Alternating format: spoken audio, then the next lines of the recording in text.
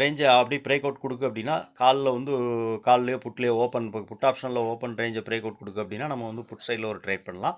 இப்போ காலில் வந்து ஓப்பன் ரேஞ்சை பிரேக் அவுட் கொடுக்கு அப்படின்னா நம்ம வந்து காலில் ட்ரேட் பண்ணலாம். நான் ஏற்கனவே உங்களுக்கு சொல்லியிருக்கிறேன். அதாவது என்னென்னா இதை மட்டும் நீங்கள் வச்சு ட்ரேட் பண்ண வேண்டாம். இது கூட நீங்கள் மிங்கிளாகி நீங்கள் வேறு ஏதாவது ஒரு ஸ்ட்ராட்டஜி வச்சுருக்கீங்கன்னா அது கூட இது வந்து நீங்கள் வந்து சேர்த்து வச்சு பார்த்துக்கோங்க.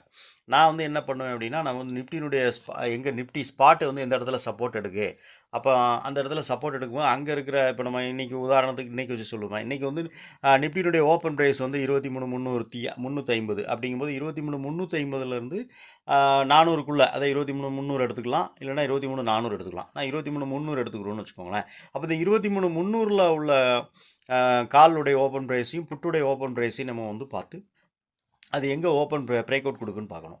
பிரேக் அவுட் கொடுத்துட்டுனா அப்போ நிஃப்டியும் அங்கேருந்து சப்போர்ட் எடுக்கு, இது நம்முடைய ப்ரீமியமும் அங்கேருந்து சப்போர்ட் எடுக்கு. அப்படிங்கும்போது நம்ம வந்து காலில் ட்ரேட்